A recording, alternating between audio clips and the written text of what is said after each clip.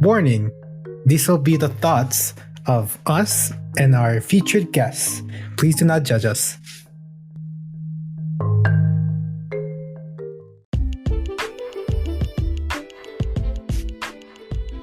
Hi there. Sorry for butting into the podcast. So this podcast is brought to you by Anchor.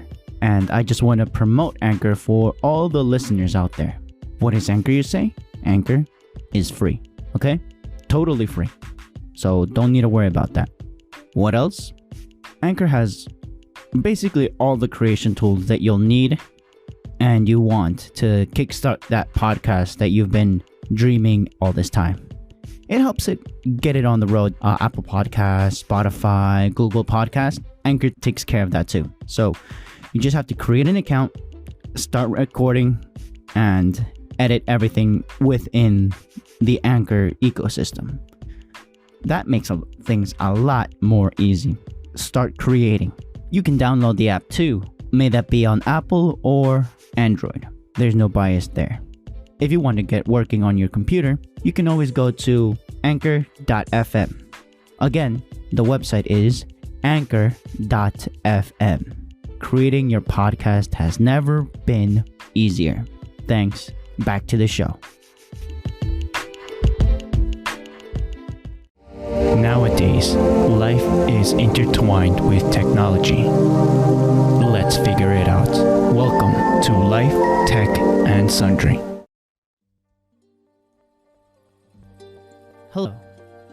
Hello dear listeners, this is Marcos Lopez, and today we have a special episode for Life Tech and Sundry.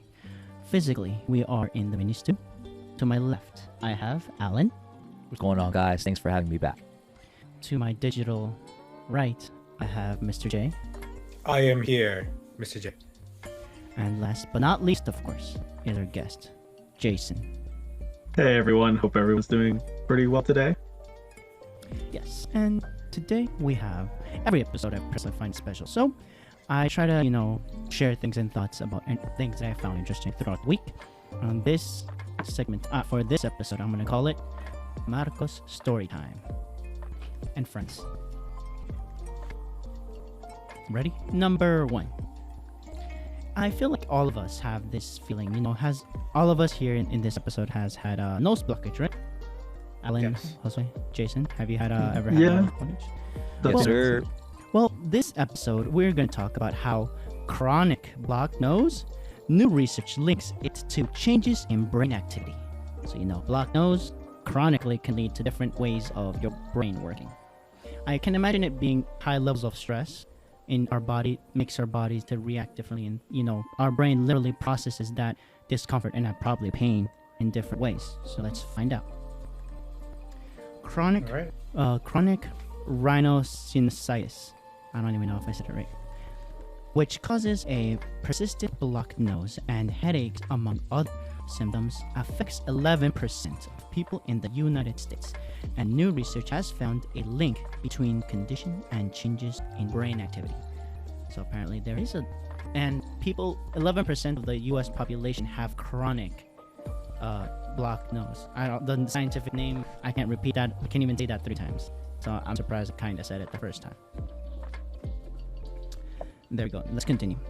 The team behind the study is hoping that the link will help explain some of the other common effects of persistent inflammation, finding it hard to focus, struggling with bouts of depression, having trouble sleeping, and dizziness.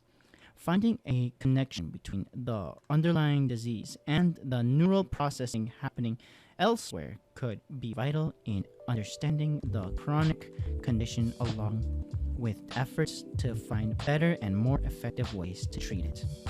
So here we go. The studies are going in to try to find a solution. People with chronic nose blockage actually suffer of not being able to sleep. I can relate. I've been having those issues, but not chronic.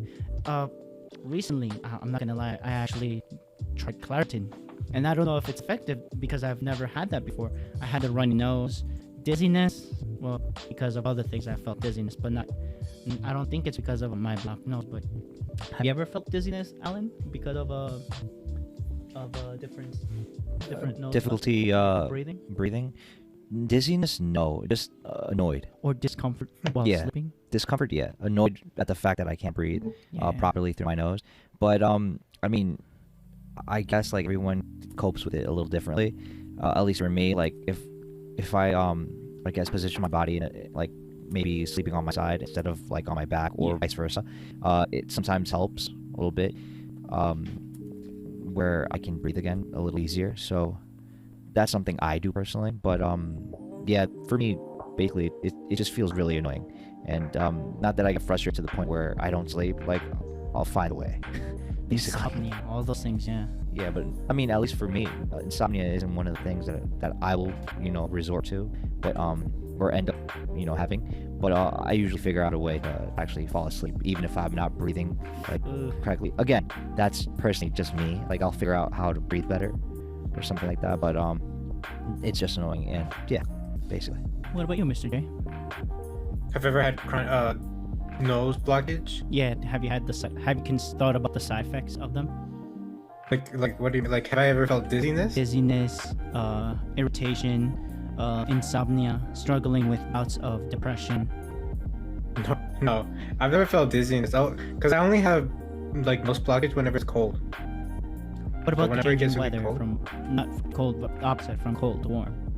No, then because once it gets warm, once my body gets warm, then the blockage stops. Hey, you said Oh. the critical thing, What? that your body gets warm. So Yes. it's obviously it's related to your own personal body temperature. Well, yeah, because if it's cold, like if I go out to cold Yeah. and stay there for a while, then I'm gonna have it. But if I come back and nice and toasty, then it's gonna clear up. But I've never had like insomnia, dizziness, depression, for it. So Yeah, my heart goes out for them though. Whoever do suffer from those things. I didn't. It's not a life-threatening situation, but it is a life-changing situation, and I feel sorry for those people. Okay, quote. This is the first study that links. Oh wait, hold up. My bad, Jason. What about you? Have you Yeah. suffered of discomfort, depression, trouble concentrating with nose clogging? trouble sleep. Yes. Well, my nose hasn't gotten clogged to the point where I could not breathe. I mean, I have asthma, so usually that's my airways doing that for me already. So, but nah, to be honest with you, I don't think I felt like my nose being not stuffed for like the last year or so. I feel like I have just a little bit of a stuffy nose where like if I like breathe in, like get a good whiff of like, get a good whiff. Yeah, that ASMR of breathing. Yeah, I don't know. I'm not gonna come any closer because I don't want to ruin your headphones. But that whiff, it never feels like it's going in smoothly. And like every here and there, a little bit of like, the mucus comes out, especially when it's the cold weather. That just makes it worse. But I feel like it hasn't done anything terrible, like dizziness or like I'm losing memory or anything like that. But I do feel like it does make it a little bit hard to sleep when you do have that like stuffy-ish nose and you're trying to like not notice it. It's just harder to take in all that air and just like relax. So you either have to like just try rest ignore it for me, which is hard, or just be a mouth breather and go to sleep that way. Yeah. But yeah, okay. So, let's continue. Quote. This is the first study that links chronic sinus inflammation with a neurobiological change. Says, that's a mouthful. Otolaryngologist. Yeah, otorhinolaryngologist. I can say it in Spanish. Let me say it in Spanish. Otorrinolaryngólogo. Oh, okay. Wait, let me see if I can find the It's pronunciation. otorhinolaryngologist. Oh no, yeah, Otolaryngologist. Otolaryngologist. There you go. Otolaryngologist, yeah. Otorrinolaryngólogo. The rhino part goes first in Spanish compared to Latin. Otolaryngologist. Yeah, otolaryngologist. Yes. Arya Jafari. Jafari. From the University of That's Washington. Jafar. Sure. That's Jafar. We know from previous studies that patients who have sinuses often decide to seek medical care not because they have a runny nose, and sinus pressure, but because the disease is affecting how they interact with the world. So in other words, it's not that it's a life-threatening situation, it's just that it's affected them so much that they can't have a normal day anymore. A normal life. Damn. Okay. They can't be productive. Thinking is difficult. Sleep is lousy. It broadly impacts their quality of life. Now we have a perspective mechanism for what we observe clinically. The researchers tapped into data from the Human Connectome project to find 22 subjects living with chronic rhinosinusitis and 22 control subjects with no sinus inflammation. Data from fMRI scans were then used to compare blood flow and neuron activity in the brain. So basically, they're doing the scientific method, prim and proper. I like that. Is that a small pool though?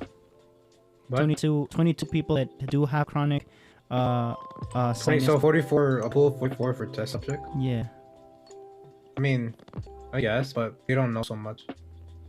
So Yeah. it's probably easy to control or to monitor than like 1,000 patients. Or 100, yeah. Okay, Yes. let's proceed. In those with sinus inflammation, the researchers spotted lower functional connectivity in the front parietal network, used for attention and problem solving. Ooh, those engineers suffer. And everyone, of course, I'm just kidding. Higher functional connectivity in the default mode network, meaning linked to self-reference and mind wandering. Ooh, so the daydreamers, they also suffer. And lower functional connectivity in the salience network, which manages external stimuli, communication, and social behavior. Ooh, so what I'm understanding here is that it affects them on the way thinking, problem solving, how they analyze themselves and daydream, or even how they socialize outside in the real world. From how they also can receive pleasures. Somebody smelling good food, they don't receive that stimulus that well. Damn, how they communicate it also it hinders them. So yeah, no, this does deserve a lot of study. Oh, and read more at sciencealert.com. The study is ongoing, so this is just an announcement that they're in the process of doing something, and they're trying to look out for all those people that have this chronic nose blockage. And just a normal nose blockage for me is bad days. So living with that, it's a disease, right? Technically, I don't think so. I don't think it's It's a more like a disease. condition. but it still merits research. Yes. So my heart goes out to all those people, and hopefully, the scientists are doing their best to help everyone. That's what we got, Jason. Jason, thoughts? I don't know how much help I will be. Please do not put your future on me. I am not responsible for that, nor would I want to be responsible for that. So better luck with all the other actual scientists going into that. Yeah. Well, how do they say it? Kambate in Japanese? Oh, you got this? Yeah, you got this, hopefully. We will see. We'll see, to be determined. But yeah, now to number 2. Mr. J, if you will. Yes, that's his eye. Where do post-humanist fantasies of tech-enabled life fit into evolution? So the great minds of medieval Europe once spent a fair bit of their time struggling to make sense of angels. How could an angel, an ethereal, there we go. What was it? Being without eyes or ears, recognize Jesus' mother, Mary, among the other women of Galilee. Galilee. Yeah, let's go. For Thomas Aquinas, the solution was in the ability of angel consciousness to pick out the unique signature of a person's thought. Aquinas didn't consider the small matter of whether angels might be figments of human imagination. Angels have something irresistible to say about animal life. If disembodied entities like angels were above humans in the ranks of beings, then intelligence didn't need a body. The evolution into a superior state lie in the abandonment of the flesh. Abandonment, damn. Oh, abandonment. Dropping them It's bodies. okay. It's okay. I don't like abandoning things like that. I don't abandon these- food. Yes. Or do you? No.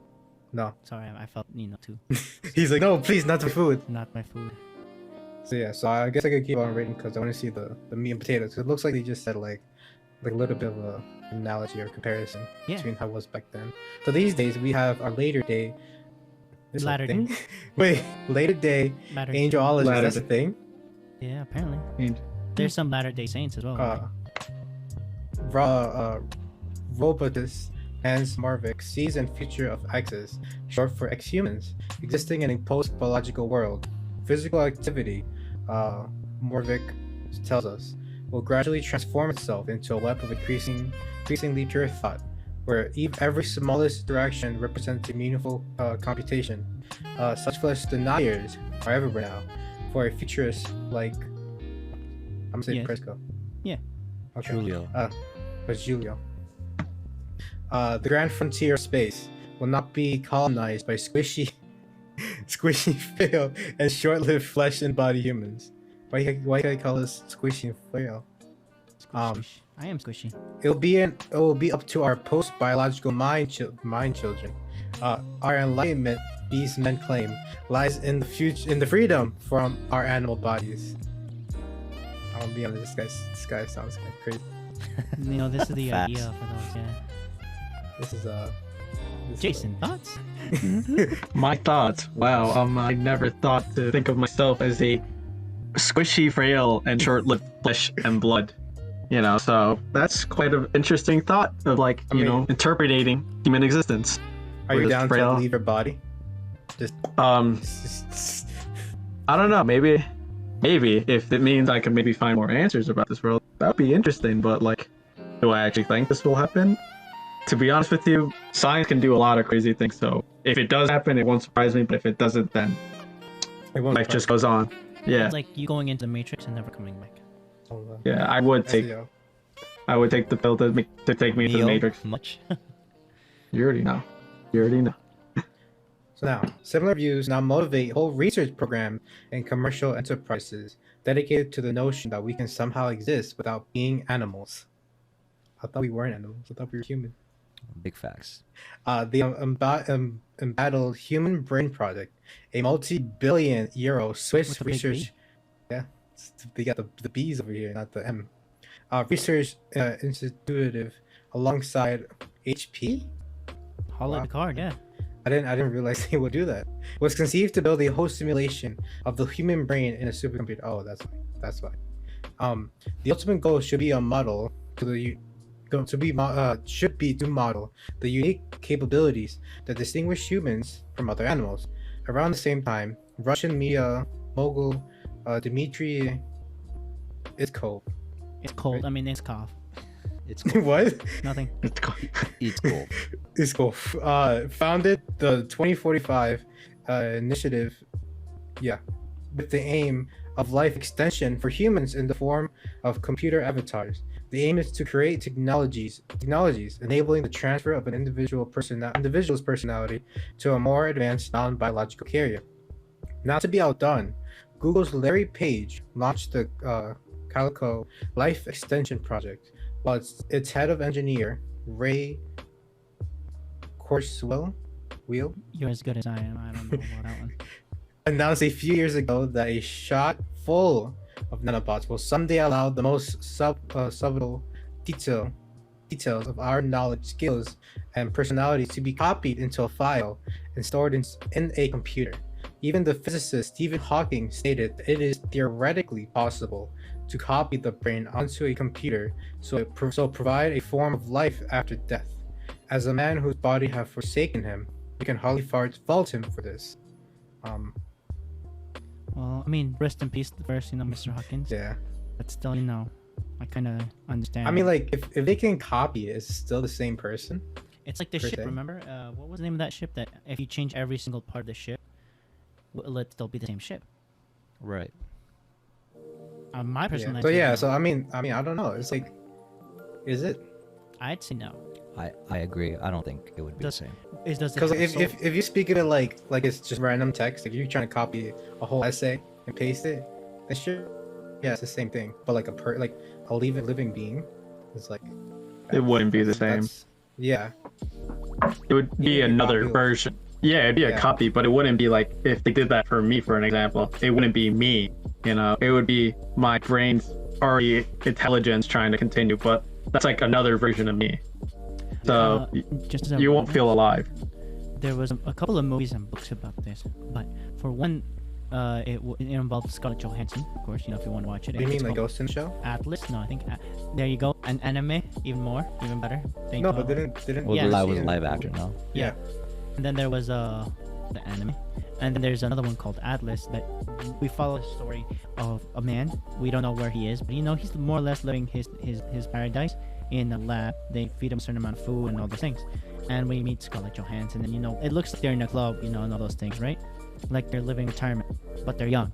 Turns out that they themselves were copies of real world people, and they were the backup organs of those people. Since this company couldn't just keep the organs in stasis for the human to come in if they have an accident and replace it, they had to have an entire body running the organs cleanly, healthy, and all those things. The eyes, the heart, all those things. And they couldn't, if they just had the organs and no brain, it would just, you know, crumble and not know how to work. So the story of this individual, they had to escape, and they had to, Scarlett Johansson and this main character to escape, and the bounty hunters came and they couldn't identify who was the real guy, the copy, and the real guy, to the point that the bounty hunter shoots one of them. We don't know if it was a copy though. I'm not gonna spoil that ending, but there's a lot more, and it's a good story. It's a science fiction movie. I haven't seen I haven't seen any more of those kinds of science fiction movies, but I'm sure a lot of them have come out.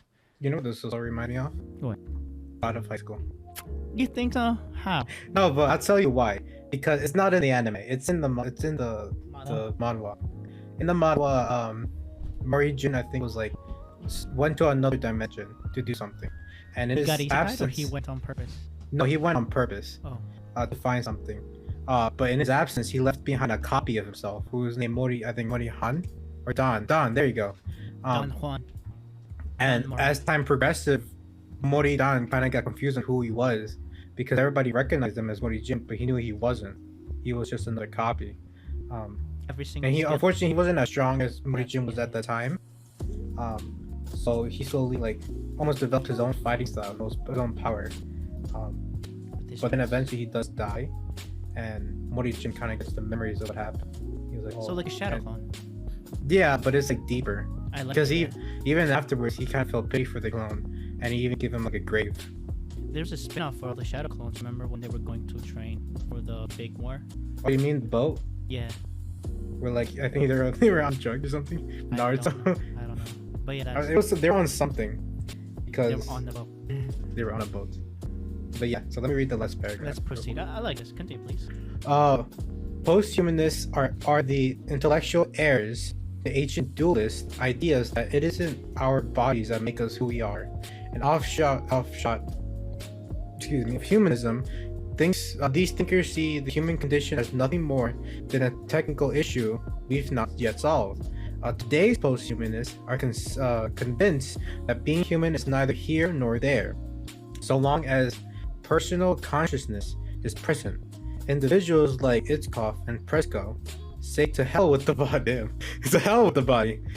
We can reboot the personality in immortal form, or project it out into space, like human thought gone wireless. For them, the animal body is a problem best done away with.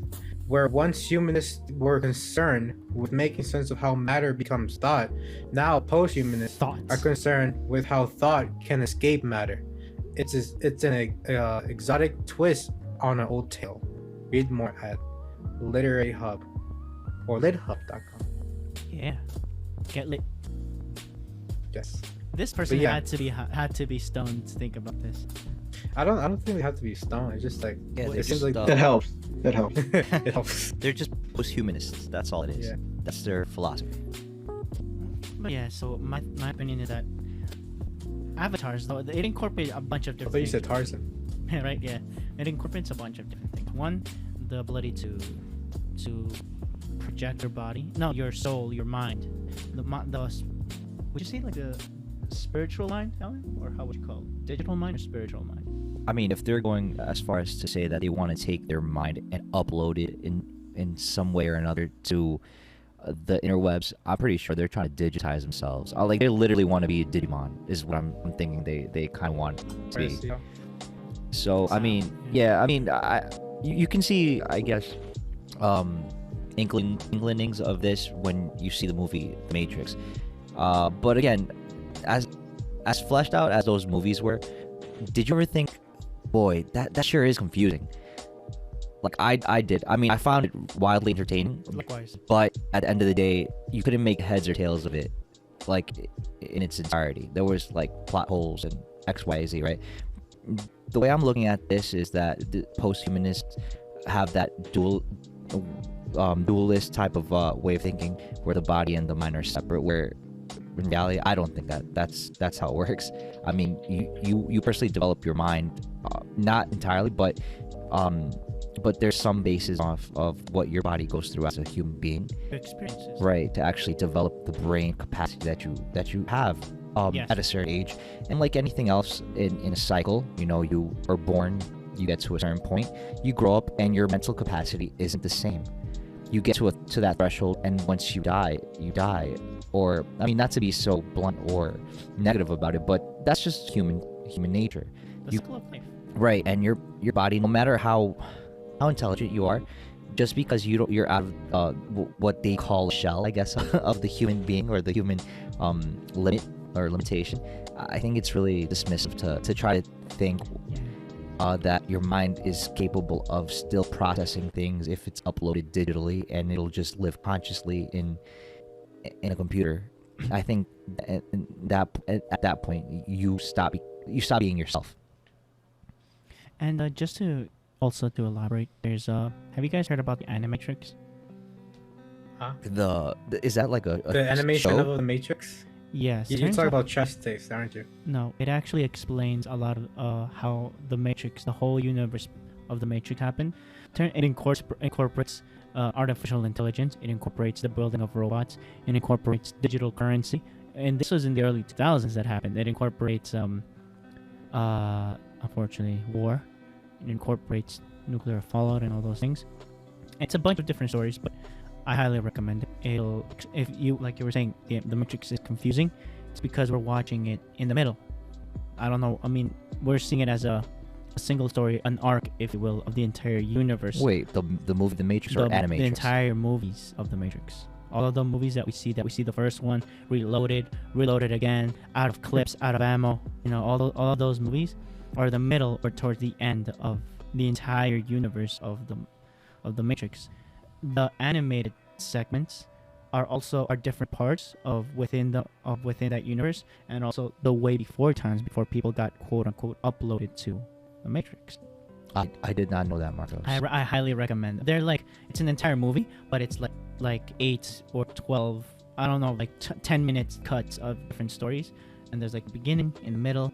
There's allegedly even a haunted house in the Matrix, and it's very cool. I recommend. Well, okay, so Marcos, I mean, given that you've seen it all, I mean, perhaps just going off of what the article is going, not so much as the storyline of the Matrix or the Animatrix, just being as unbiased as we possibly can, I think, and I don't know what your point of view is, or you guys, Jason, Jay, what your point of view. I think it's kind of like BS.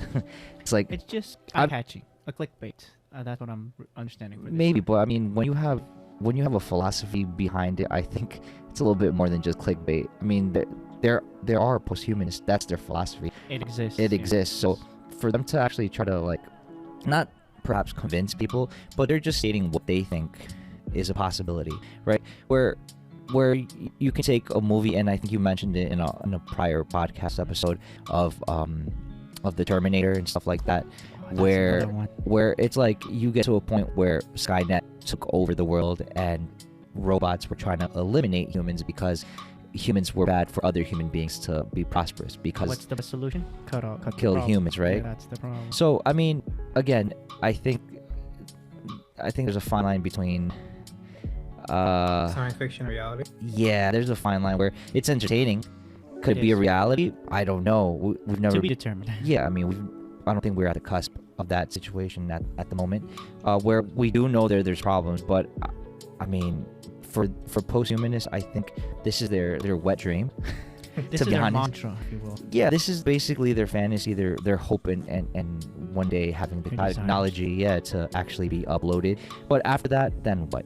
What do they actually accomplish? It's an entire uncharted world. Right. for them. I think they're just really focused on that goal of actually getting uploaded. But after that, what do they have? It's like being in that. I don't know if you've seen that analogy before, where like imagine you're the last person on Earth, and you have like the biggest library in the world, and you being Like an avid Avatar. reader, Yeah. and then you're like happy that you're reading, and you have glasses, and unfortunately your glasses fall on the floor, and they break. Now you're finally in solitude with all the books in the world, but you're not able to read it.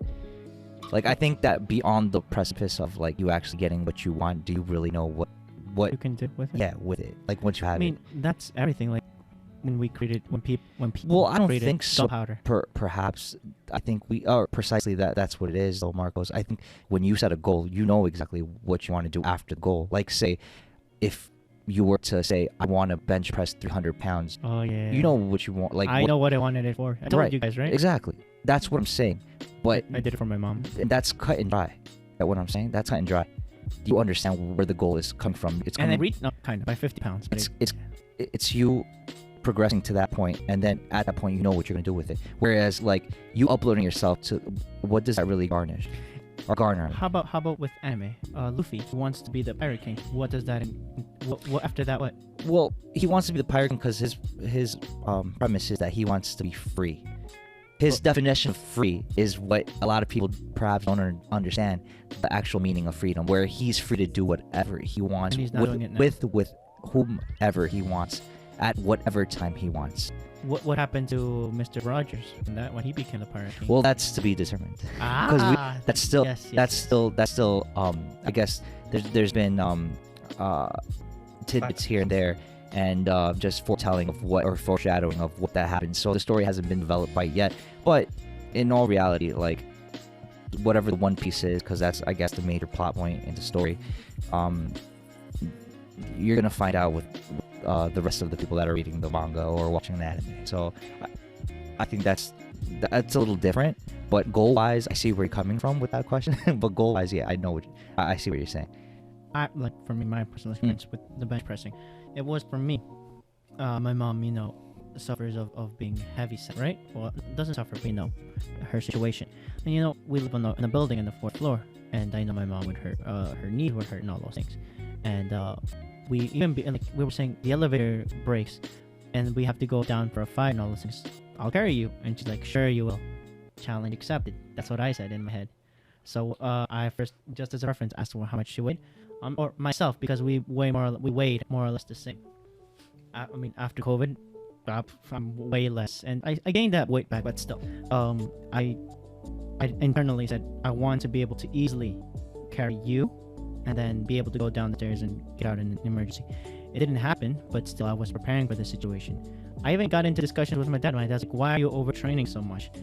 First, I had to make sure that I had the cardio, and Josue saw, right, at how much I would jog. I would consider jogging. My doctor would say that's running. I was like, no, that's jogging for me. You would witness that, right, Josue, as my witness? Yeah. Like, my first goal was to improve my cardio to the point that I can run a mile in 5 minutes or less. And I managed to do 7 minutes before my surgery. I managed to do 7 minutes, a mile, and I would run that for 5 miles or for 11 miles.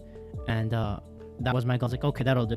And for bench pressing, I literally one time I almost killed myself bench pressing. And that's more than enough to not want to do it again.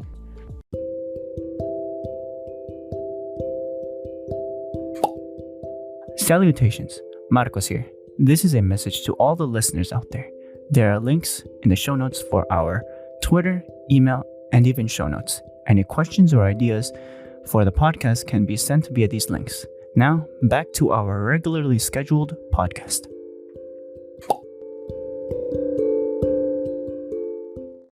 I almost killed myself bench pressing. I was doing 180 pounds, and I was tired. I had maxed out, but I had no one spotting me. That was my fault. And I missed the left. Good lord, sir. You were trying to kill yourself. I missed the left one, the thing where you hook it. Oh, okay, yeah. And I was like, damn it, the right one sucked, but not the left one. And I was like, I can move. Did you have the stoppers on the plates? No. So they slid off. No, I did have stoppers. I did have the stoppers, but I was like, I'm tired. I'm pushing myself. Come on. And I reached it. I did it. Oh, dude. I was like, damn. I was like, oh.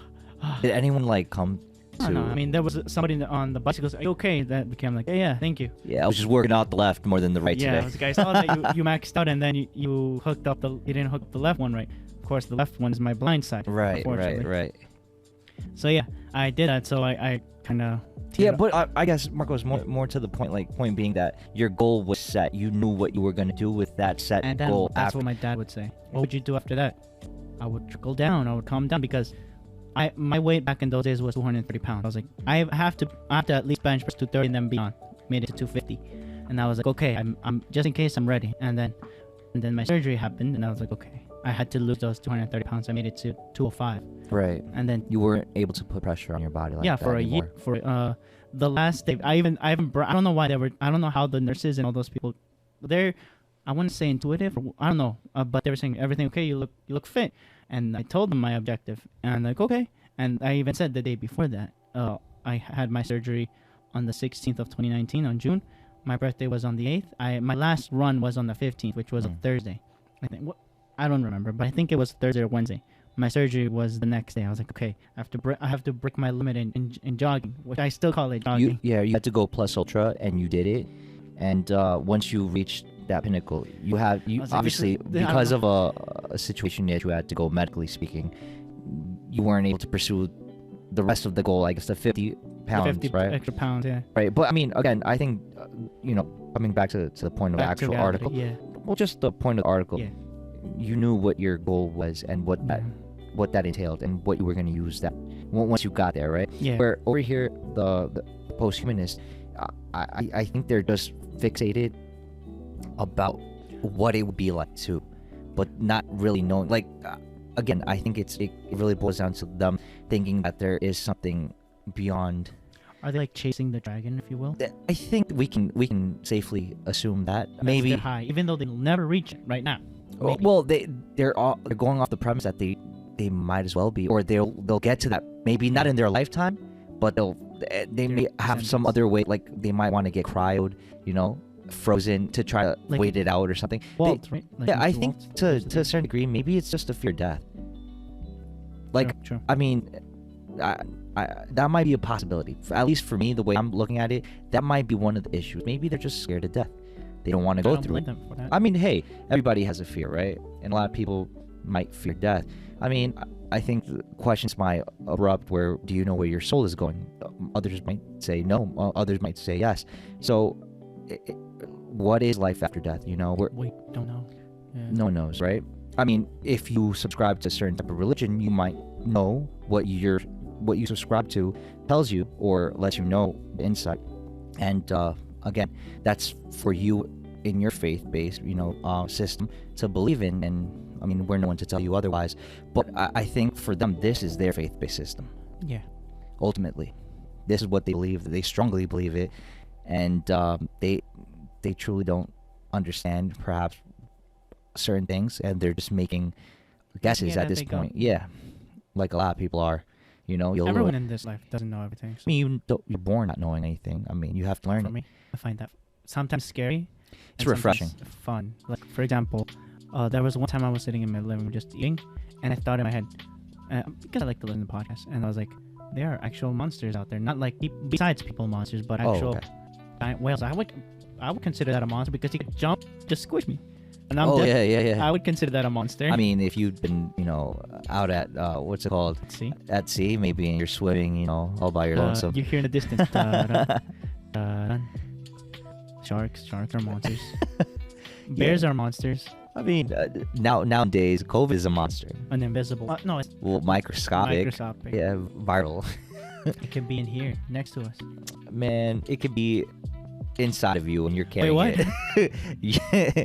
But I mean, consent. Yeah, I mean, at the end of the day, that's my point of view. I don't know, Jason, Josue, what do you guys think? Jason? Okay, I guess I'll say my piece. If let's say we're for some reason able to do it right now, and we're able to put my brain digitally onto a computer, but I would still be alive, right? I'm not gonna feel that. I'm not gonna like be in the computer. I'm still gonna be me alive. It's not like my brain just is like my soul or something, just randomly gets transferred with my information onto the computer. So for these people to think that they're gonna continue to live on, if they do that, I guess it's like almost the same thing as like someone buying a tombstone. You usually buy it because it's like, oh, it's to remember that even though this person died, that they were once alive. You know, they might be using that similar like thought process into this, you know, where it's like, oh, I know that I'm not gonna personally feel alive, but the thought, knowing that I still continue in the minds of others, like being in there, I assume is why they're pursuing this venture, you know? Yeah, that's a great analogy with the tombstone. Totally agree. Yeah, because it's like you're not gonna feel that alive, but I don't know. For me personally, if they told me they could do that, I already think there's more than enough of me out in this world, so I would definitely tell them to no. I think that's a fact. one is more than enough for this world of me, okay? Even I think I'm too much. So I would say, like, please do not do that, you know? Maybe get a tombstone instead, because then you know he's already resting in peace. Yeah, you would already know, and you yourself would know that, hey, this person lived.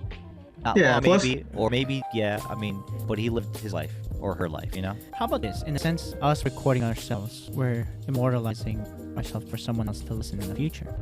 Yeah, but that's a point in time, right? Yeah. Mm-hmm. So So yeah, I mean, listeners. like every day you learn something new, you adapt, you grow, and you might what you thought maybe 5 years ago isn't the same thing yet. You thought now. I wasn't the same person 2 Exactly. years ago, or But it gets to Yeah. it gets to a point where you get to the point where maybe you don't know everything, but you're satisfied with who you are at what point you got there and how you got there. You know? like our destiny. Yeah. It's not the destination, but the friends made in the way. They probably lost. I think that's a layer, but it's not exactly An the. onion. Yeah, it's not the main point, right? But Josue, what do you think, bro? I mean, I'm thinking like this, like Marcos knows, like, how possible is this? And I'm thinking, having the thoughts, and I'm like, what exactly? Thought to your left and the thought to your right. Yes.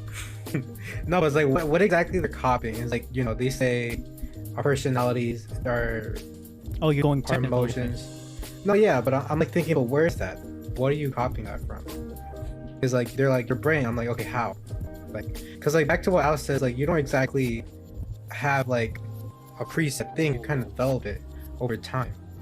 You have to understand. Right, even like, one key language. thing- yeah. Just as an And like one key thing is like it's like, okay, well we'll just copy the memories.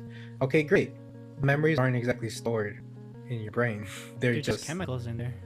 Yeah, they're more like things that help you remember, but they're not like, oh yeah, let me just go back to file April of 17th, on this gig 2002. on this gig memory stick in my brain, right? Yeah. Even here in the little article I found, they said that like it's not stored in like one place. It's more like it's a combination of a few things. They have your explicit memory, implicit memory, and working memory. Okay. So basically, explicit is like things that's happened to you. Implicit is more like muscle memory, Right, Like like motor ping pong. skills. That. Ping pong. and then working memory is just like your short-term memory. So, but like even then, they're like it's not like a place you can like quantify. Just be like, okay, I'm just gonna copy this and here you go. Right. It's like I'll So- close my eyes and like open I my know- mouth, and I know Kung Fu the now. picture from my mind is gonna print out my mouth. Yeah. Like for example, That's why it's like you don't exactly remember every little detail. You probably remember like Highlights. traumatic things, the good things. Like me and Marcos here, we'd be like, so remember that first bite we had of Rooster's Market sandwiches? while talking about Overlord, Exactly. You remember because you remember the taste of the sandwich, Good the times. beautiful, you beautiful introduced me to Overlord. delicacy. Also, Exactly. sitting over there before the Fire Nation attack. And you know Now- what, now- guys? This is a good, kind of like a segue. Hopefully, next podcast recording we'll have actual scientist that works with synapses and like With that the brain. with the brain. My good friend Kenichi hopefully will be on the podcast next week, and he's a scientist that works on synapses and the way the chemical, electrical, points go from one neuron to another. He's gonna hopefully explain a little bit of that in layman's terms for us. Maybe we'll get some sort of insight about that. I just thought about questions like you're saying. Yeah. Ones and zeros. That's a binary code for computers, right? It's either a 1 or a 0. And then allegedly there's the quantum computing, which is a 1 0 4 times, right? 1 0 and all the different permutations of that. And then there's us, which are different degrees of chemicals, electrical voltage, or whatever our brain uses for processing the things it does. I'd like to ask. Like I'd like to pick right, brain, like if you will, on a chemical level, I guess you can say we're a mishmash of chemicals and electricity. right, but there's so much more behind that. Yeah, and And I I want to find out how a computer can detect store that data and make what makes you, me, Mr. J, or Jason. I mean, that's what I was trying to get to. I don't think you can. Yeah, I Yeah, think yeah, it's at so least. nuanced. Yeah. I think it's just too nuanced. Like you get maybe perhaps like a maybe just maybe a little bit of a blueprint, but you don't get all the facts and figures. Like it's too complex. Like no Imagine computer they is do. that They smart. find it. Oh, it's super easy. It's like a rooster market sandwich here. I It's agree. got so many layers that you just can't understand. You just understand that it's extremely There's a complexity and nuance to the flavor. Your palate Not all isn't sandwiches developed, are made equally. and your Exactly. palate's not developed enough, right? I like the delicious. Like a Hey, I like your like cut. I pity your cut. Jason here because he probably will never experience it unless he comes over. I think that should be What's this? something. Yeah, no, I think that's something we should definitely push strive for. Yeah, definitely. Him coming through, us treating him to a nice Rooster's deli sandwich. And a chocolate. A chick. A chocolate. I agree. A chocolate cake. I mean, hey, I'm not against it, so Pickle. can't forget the pickle. Pickle-san. I was looking at Senpai. I don't know why. Oh, All right, so no, that's good input, guys. I really enjoyed it. Do you guys want to keep going at it at this shall we pick each other's brains? maybe? yeah, or do you want to go to the next one? We go to the I next don't one. know. I'm ready to roll on. Yeah. So I mean, I'll hit you guys with mine too. I'm gonna have to add these to the show notes. I'll put them in later. Yeah. Thank you. So, my first one is it's titled 15 Vegetarian Dinners You Can Make in an Instapot. And this is by Megan Splon. This is from kitchen.com. And the reason I was looking at this article was because spring is here, summer is around the corner, and even though it doesn't feel like spring because it's pretty chilly still, something that was on my mind was, working out, getting a better diet established in my life to probably basically cut, and get myself into better shape, and taking away certain types of meals like fast food and stuff like that out of my diet, and actually supplementing it with maybe a vegetarian meal or two might be something. Obviously, it is something healthier, and that's why I picked this article this week to read to you guys, or read from. And I'll just read the introduction real quick, and then from there we can definitely talk to each other about it, maybe for a minute or two. So it goes like this on the article. It says the Instant Pot is awesome at cooking some of your favorite vegetarian staples, from perfectly cooked dried beans to tender, well-seasoned spaghetti, squash, and smooth and creamy hummus. And as we've learned, it has the potential to make meal prep sessions a little easier, and even save time in the kitchen. But this helpful appliance is hardly just for stocking up on wholesome staples. It's also what we turn to when we want to get easy meat-free meals on the table. It's the time to take advantage of your Instant Pot's ability to fill your meal plan with veggie-packed pastas, creamy soups, loaded potatoes, and more. Here are 15 Instant Pot vegetarian recipes that are easy and satisfying. So, I want to preface this real quick before we start, just by saying that personally, I'm not a big vegetarian person or vegan type of person. I do like meat protein on my plate for breakfast, lunch, and dinner. Maybe not so much breakfast, but definitely lunch and dinner. And but I will try the meatless Mondays, maybe twice a month or so. And just to let you guys know, like I'm very much into like trying to eat, I guess, steak, salmon, chicken throughout the week, because I enjoy that type of food. Not that I'm only about arroz con pollo or anything like that, or rice and chicken for my non-Spanish speaking people. But it's something that I do quite enjoy, and I don't know what you guys, what your points of view are, or thoughts about vegetarian meals, or in this case using an Instant Pot to just hook up a nice, do it all type of meal, or vegetarian meal in this case.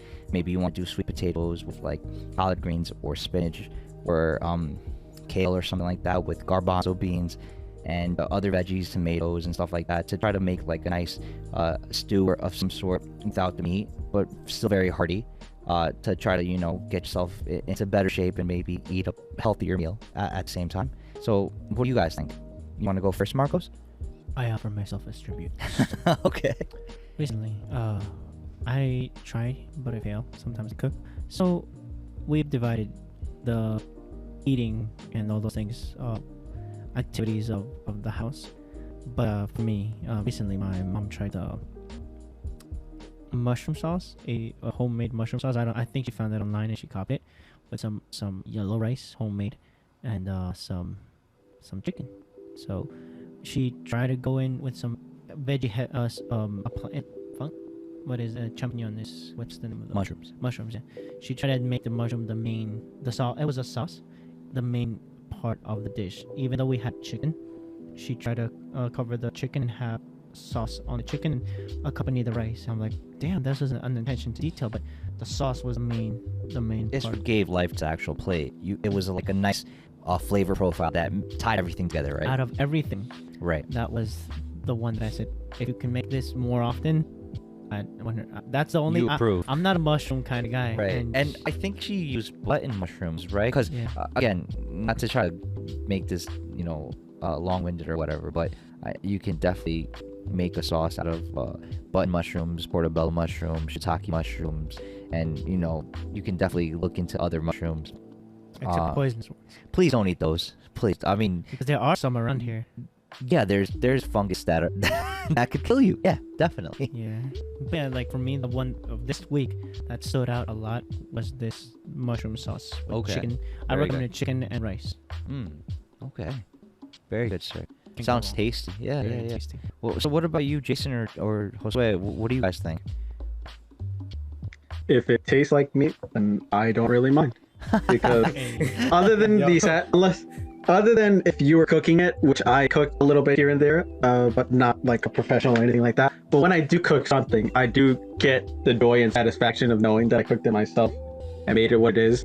I guess in that scenario, if I'm cooking actual meat, I'll probably get more satisfaction than cooking like a meatless burger or something like that. But usually you're just eating for the flavor, correct? So with that, like if it tastes exactly how you want it to be, and it's not going to kill you like the other thing would or wouldn't, then why not? Just accept the change. I mean, if it can also do better for atmosphere, because I have seen how like they say cow like farms, like slaughterhouses, they can like produce like a lot of methane gas that is very detrimental to the environment. I personally am not quite sure how like true that is or what percentage of the damage that does to our environment. I'm sure it does, but if they see this as an alternative, that could also but I think we're lead to the benefit. illusion if we're eating the actual meat, Yeah, but they're gonna still produce more cows. Obviously, it's not like the buffalo like we did over here in America, where we killed them all and then made dried steaks. Yeah, no, we're gonna produce more and more of them, obviously, so that leads to more and more methane. So if they see this as a viable solution for that, then why not? It tastes the same, so I'm looking for that flavor, and if it hits all the right taste buds, I wouldn't mind. Interesting. No, I think that's a good point. What about you, Jay? So I'm actually the opposite. I feel like for any vegetarian or vegan dish, if you're trying to imitate meat, then nah. Starting wrong. If you This- aren't, The voice of reason has spoken. Yes, I agree. I agree with you too. but if Try you to are, imitate like, meat. if you're truly trying to make like a vegan or vegetarian, like make it vegan. Like I'm not expecting veg. I'm expecting like So meat. what's the Like, marketing there? Let my eggplant taste like a steak. I dare you. Or the burger, the Beyond Meat burger. Beyond meat. I mean, I feel like it's Tattoo like it's too chef. much. It's like for me, it's like if you make something, with onions, it's always great. Absolutely. You're an onion man. Yeah, steak and onions. That's the type of guy I am. That's in my heart, yeah. Oh man. No, yeah, like I remember like for like portobello mushroom, like I wouldn't want that as a burger. Well, if you season it right, I'll eat it. Very good. I see, says the blind man. So you're like I'm, yeah, I remember my mom's like, oh, you can just have this. I'm like, all right, I guess, because I actually really like mushrooms. And I'm you're not- not very picky either, Josue. I want to check I mean, that only fact. until it comes to seafood. Then- Yeah, Oh, that's that what is I'm that saying. is I wanna that when check you're that. picky, guys? yeah, that's when I'm picky. Okay. I'm scared. You're But scared of I seafood? want to try again lobster. Oh, okay. I see. Okay. Yeah, it's not that it scares me, but I haven't had the chance. Okay. So have you, the tamale. you're curious more than anything else. Yeah. Nah, But I'll with just like a stick to- I'll tinge just of stick to fear. I'll just stick to my salmon. Like, Salmon is great. I love salmon, bro. You're right next to Salmon is the dope. grizzly bear, right? Are you guys like shrimp cocktail type guys? Yeah. Hotel de camarón. I Right, actually right. don't like it because I feel like shrimp doesn't have that much flavor. Well, obviously not. Yeah, you have to actually add something to it to make it flavorful. Not like a salmon thing. Like a salmon, yeah, but that's because salmon is fatty, bro. Yes. It has has the flavor. Fat is savor. flavor. Remember that, The guys. savor, yeah. Fat is flavor. Jason, I'm curious to know: are you a picky eater at all? If you want me to be straight up, I don't know how much resentment I'll probably get from you now, but I do not enjoy No shame. I don't enjoy seafood whatsoever. Not a problem, dude. Are you more of a meat and potatoes type of guy? Yeah, I would say so. Though I am like, it's not like I'm a picky eater to the extent where I have seen like people that I know that only will eat the things they already know or have eaten. I guess so as a chicken child. nuggets, right? Yeah, literally Chicken that. tenders. And they will literally won't dare try anything else for the Lord. fear that they might not like it, which they might not know if they will. So Right, right. for me, even though I do have my dislikes, it doesn't mean I'm not willing to try something. I mean, like I still At continue least to once, try. right? I still continue to try different types of seafood. Just like I'm like, oh, maybe I just haven't had the right person to cook it or the right Right. type to eat. So I'm always willing to try it. So far, it's still a no-go. Like sushi, salmon. I mean, I think I've only had salmon raw, so maybe I gotta have that Salmon raw. smoked salmon. Oh, okay, like lox and bagels. type What? of Yeah, thing. that's what I was gonna say. What about Right. some cream cheese, salmon? Yeah, like even like shrimp and stuff like that. Tuna, I'm not a fan of the flavor. I don't know. I stick to my chicken. I stick to my steak. You know, So you're more pork like an sometimes. avocado roll, cucumber roll. If we're talking Oh, sushi, he right? brought up the avocado. Or the top would happen. tempura. Or is that something that's Oh no-go yeah. for you? That is avocado is actually not is another thing that I do not enjoy. Is that like an allergic is thing it a- or No, it's like trauma thing? it's more of a I think avocado tastes like grass because I've tried grass Oh. before kind of Have thing. you had a buckwheat grass? No, the other one that they served in the drink. Lemongrass? I don't know. No, that's called alfalfa. Alfalfa. Right. I did not specify which grass. It was on the lawn, and I was the kid, and I was like, Was it I'm curious. lemongrass? Now, Oh, that was you then. Yeah. but then my question to you, Jason, would be: is that that is by itself avocado? Like, or do you think it tastes better, or do you still not like it if it's made into like guac or something like that? I do not like the taste of avocado in general. Like, Okay. uh, So there's no way of so- sneaking it into your burger, sandwich, I or mean, something of that nature. it's one of those things for me where it's like it doesn't have a taste where I'm like revolted or like disgusted by, but it doesn't have like a pleasant taste where it's like, oh, I want to continue to eat more of this. Okay. If it's okay. on there and I have to eat it, then I'm just Right. like I'll eat Alan, it. Alan But also and I are just looking at you. So and you cucumber roll it is. Yeah. Like cucumbers are pretty about- high. Cucumbers are pretty high. Okay. The as a tempura backstory roll. for Alan over here, I remember one time when we used to live here in the neighborhood, I walked in and they Yes. said, "We have nothing to eat, Marco, but guacamole." Yes, please. And I had a cereal bowl worth of guac, and they're like, "Yeah, he's good." And I'm eating the guac. Right. I mean, for me, like, I think because I went to culinary school, and even before then, The CIA. I've gone to like, yeah. I mean, I didn't go to CIA culinary, No, it is the CIA. but I've gone plenty times to Mexico where it's like, you know, people are offering you food that might be the only thing they ever really have on hand. So for me, being a picky eater, not that it was a choice or not, it was just like, it's kind of maybe, at least for me, my understanding, it would be very insulting to the person if I didn't say thank you and eat what was on my plate, you know. But I mean, I guess we get to a point, and please, listeners, if you're in a first world country, not for you. Or Jason, not for you. Jose Marcos, not for you. Sometimes we just have those first world problems. Where and this is also another reason why I picked this article. I said Where that to my little brother the whole time. where it's like we have the luxury of actually being able to buy such luxuries of ingredients to make a vegetarian meal. And you might say, well, I don't think vegetarian meal is very difficult making it outside of first world country. Well, that maybe because we don't live there, we don't have that type of experience. You eat what you have sometimes in other countries that aren't first world. But I mean, personally, I'm not a picky eater, and I'm not gonna go out of my way and be like, yeah, let me go eat some monkey brain or something like that, or whale sperm, as part of the ingredient for What? certain meals. And again, these are ingredients that are fancied as something very niche and very, I guess, expensive to some people in some circles. But like, What about fish egg? oh yeah, salmon roe and stuff like that, caviar. I'm totally down for that. Uni, I don't know if you guys ever tried it. Taste. I tried the university once, yeah. At least 4 years. Oh man. So Jason, have you tried the uni? All day, every day. Good You already lord. know. you all doing God's work, guys. Oh man. So like, there's certain flavor profiles that are just so off-putting, especially if it's your first time, that you might not want to try it ever again or a second time. But I'm the type of person that I'll try it once and just say that I actually tried it. And if I do find it to be something that I can say, oh wow, that tasted really good, or I'm not opposed to trying it again, maybe a second time or some other time, I will definitely order it again or whatever the case is. But that's just me, and I'm glad that you guys are honest about your pickiness, if you are, or your certain standards of certain things that you like or dislike or stuff like that, because that also goes to like the article we were reading before, where it's like that makes you who you are. Yeah, Marco, go ahead. Question to all the group over here. What's the weirdest food or item that you've eaten? Grass. Grass. Oh man, that's good. Grass. Delicious. What? I mean, I don't know if it's considered. Food, actual food, not just like it's So grass you on the went floor. outside of the lawn and it's like, hey, there's lots of this. You don't ever get curious? Oh, absolutely. yeah, Of yeah. course. That's why I be in uni. Yeah, I was What gonna say is uni? uni is my weird thing. Yeah, that's what I was gonna say too. I think that's probably the What is weirdest thing. Uni is sea urchin. Sea urchin. We've all here had crickets, right? Yeah, yeah. Oh, I've had crickets, yeah. Yeah, of course. Yeah, That the literally weirdest is on the thing. ground and all those things. The weirdest thing that I've had is a turtle. Turtle's good though. That And turtle egg. stew? The egg? Okay. Yeah. What about iguana? Have you tried Yeah, grilled just up like iguana? Rattlesnake? So I want to try a snake. Oh, Snake. I really want to try Armadillo, a snake. maybe? Scorpion, I haven't had one. It just scares me. You know, What? all those It's like a Or lobster for gerbil. you, buddy. I haven't mean, had a lobster. What Sorry. about armadillo It smells weird. or alligator? Skunk, Skunk, right?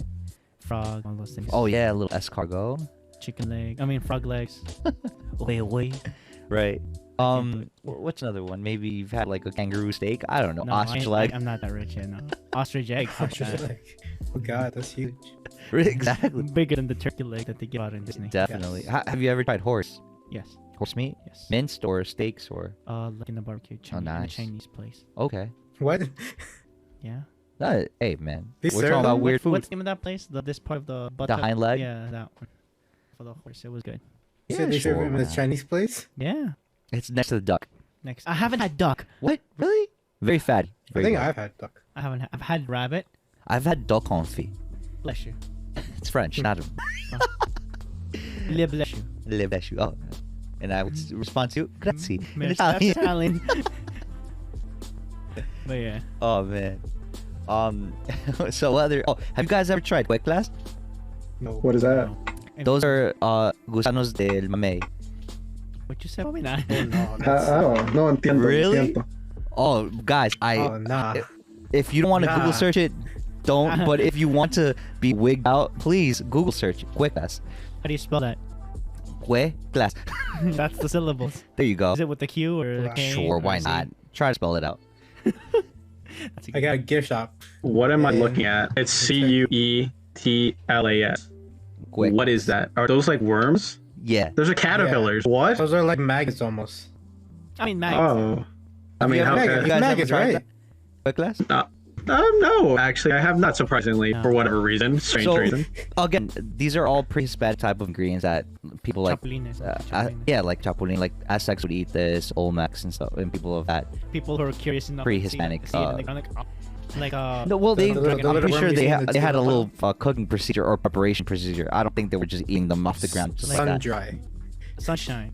Yeah, No, they sun would- dried. Oh. Sun dried. Yeah, and then I think people would do the same procedure as like chapulines, where they toast them up or whatever the case is. Sal, chile, limon. Yeah. Or beans. Refried beans. Or ants, Yes. I had. chocolate covered ants, maybe for you. No, I've had No. ants, period. Is the fire ants maybe? With the They're little- the new rage, you know, the hot Cheetos There was flavor type. one in the street market. They would use blood. Oh, like blood sausage? Yeah, Yeah. that's weird for me. Even Well, though I've had Pork they- blood? it smells. You Yeah, can, like you can smell the in- iron in the air when Yeah, of there's- course. Like So the eye. no, it's very big in Spain as It's well. like and some smelting over here. No, like in the how there's in the street markets, right? They'll like, Yeah. literally have the sausage, and then you can smell the blood. The blood you cut yourself, right, and you suckle on your blood a little bit. You can taste the iron, You right? sound like a vampire, sir. You're scaring me. I show you my fangs, right? No, I understand what you're talking about, though. yeah. Yeah. As growing up, you're like, blood's in the air. Why? Yeah, blood sausage. Yeah. I've tasted before. It's not off-putting to me, but it's not something like I don't gravitate go toward. out my way. But like, yo, hey, let me I get feel- one of those blood I sausages. feel like it's I'll be like like, you and I'll- I. It's like for Jason's avocado. It's like I would rather go for a torta. nice like a nice milanesa de pollo or something like that, Or Exactly. chapulines. Yeah, I would taco de chapulines any day Wait, over Jason, the have you blood ever had sausage. tortas? I actually had tortas when I went to Honduras, and Oh. before that, I actually ate it Yeah, are we before in a talking about Mexican the same restaurant. thing, actually? Tortas, yeah, like the sandwiches. Yes. Okay, yeah. Why? What tortas were you talking about? The Well, they could be like cakes. yeah, I know. No, I'm talking about tortas. It's the same thing with like quesadillas. I don't know if you guys know the bread quesadilla. I know. I've Or- never. There's a bread called quesadilla. I don't So know. when I was over in Honduras, whenever I asked for that, they thought I was talking about the bread, or like we're talking about it. But yeah, It's so like there's cheese inside of it. yeah, and the bread or something like that. I don't know, something like that. You like pan con queso? Yeah, that's That was very delicious, bro. I got pissed I one like time in how- Mexico because they promised me empanadas and I was from here. You know what empanadas Oh. are right here? Yes, sir. Yes, of course. Did they give you a beef patty, my guy? I thought it was a beef patty, but it was a pan de dulce. Yes. I'm like, why are you You're giving like- like it had like Bruh. peaches You or- took a bite out of it. It's like, why'd you give me this? Why'd you give me this? Well, I asked for food, not dessert. Yeah, and empanada. I- I'm Or like, like, have you ever went to like order quesadillas and you're like, con o sin queso? Oh, what? You're like, exactly. What?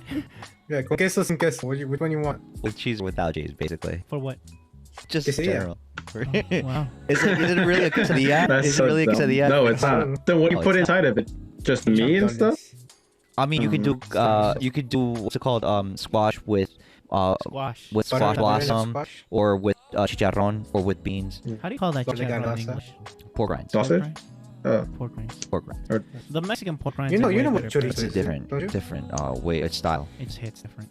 No, it's a Yeah. different style of how they prepare it, and You a make it different cut. spicy. It just hits different. In either way. Again, different Good. cut. That's why it's Wait, don't some places make chorizo like sweet too? chorizo sweet. Yeah. No chicharron. Wait, we're talking about chicharron. No, but I'm just asking. I remember someone said they make chorizo like sweet, not spicy like we do. Well, I think the sweet Italian sausage. Sausage. Ah. It has a tinge of sweetness, but it's not entirely like sugary. So sometimes they'll smoke it like with applewood, and maybe like the mix Marcus might like- be, and the mix might have like incorporate maybe some sort of like apple or something like that to give it that sweetness or something like that. That's My- a video I did with Looks like that one. sad. Or down a also little bit, like he's the like, the feed for the actual pig was apples, Okay. so it take on that flavor profile when you put it through the sausage process. That's an idea, Alan. Like we witnessed you making sausage, like Alan sausages. Alan I would have sausage. to buy the actual sausage, Casing. the casing, but It's hard. It's yeah, hard to of make the course. sausage. You would have to grind the actual. Yeah, you would have to grind the meat. You have to source the meat first. Then you would have to have machines grind it, the grinder. Imagine you go to the store and, hello piggy. You would have to buy the Smack it on- casing. Either Smack it in the back. On the cheek, you're mine. Like, Oh, this is the man. one. And this one's mine. Like, and then feed properly for about 16 months or so. bounce a dime off of its left cheek. Yep, Good this one's lord. mine. And then you would have to either buy what's it called, Spices. natural casing, or the not natural casing. I went natural. And then you would have to get the actual the pipe. Spices. I did by hand. The spices to spice it, right? And then you would have to pipe the casing with the actual funnel and stuff like that. Paprika. No paprika in here. I mean, it depends what type of sausage you're going. You're going for sweet or spicy sausage. Yes. Curry. How about curry? And then you would have to cure it. So you would have to either smoke it or let it. Dry Yeah, you would have to put it in a temperature controlled area so it can dry out. Which we don't have. I mean, you can definitely create some sort of contraption for it, Yeah, or yeah. you can buy a actual contraption that does I the think smoking might be aging. easier. The smoking is definitely probably the easiest because you can actually have a grill outside and just pick the wood chips that you like, and applewood. Maybe you want something different. Maybe you want not sandalwood. What's it called? the sweet pine tree, the Pear. air. Air? No, pear. Oh, Pear, or yeah, you can do a pear. You can do applewood. You can do what's it called? Cherry. Basically, any wood. sweet fruit cheese. Yeah. Yeah, I Any mean, you fruit can tree, I also know. do a little harder wood to Like maple. get. yeah, I mean, you can try different types of mixes of All this talk about sausage makes my Wood. mouth water. well, it is almost summertime, so get ready. Let me just name, like, before we go on to my next one, let me just read off a couple of these Sponsors. no. Some of the actual items or recipes that they're making in this article. So Please, yes. one is called Instapot penne pasta. The other one is called Instapot butternut squash soup. Another one is baked potatoes in an Instapot. Another one's called Instapot risotto. Instapot spaghetti squash. Creamy wild mushroom Instapot pasta. Instapot sweet potato soup. Instapot Mexican rice. Instapot mac and cheese. Ethiopian style spinach and lentil soup. Instapot baked ziti. Instapot tomato soup. And the list goes on, so I'm not gonna go any further. That's just to get you started on the idea of what you can actually do that might be vegetarian, might be a healthier option for you if you're looking for that healthy option, if you have that goal of getting yourself into a better shape or a better diet for summertime rolling around, soon. Maybe you want to get into better shape, you want to have a better diet in order for you to get to that goal. I mean, that's an idea. So I'm gonna move over. Are you ready, Marcos? Let's do this. All right. All right, so let me just read off the title of this article. So I'm reading from travelandleisure.com, and the title for this article is called "The Cheapest Places to Travel for Each Month of the Year." It's written by Sky Sherman, and I think with help by Claire Traxler and Claire and some other person, I think, or it's the same person. I apologize. But yeah, so let me just read the introduction really quick. And again, the title is "The Cheapest Places to Travel for Each Month of the Year." It says, for an easy way to spend less and see a lot, hack your travels by the calendar. You can still visit once-in-a-lifetime destinations, but do it at the optimal time, and you'll save loads.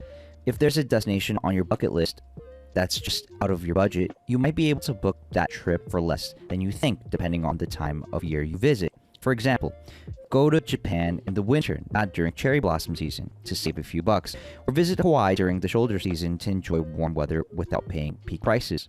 By traveling strategically, you can save hundreds or even thousands on your dream trip.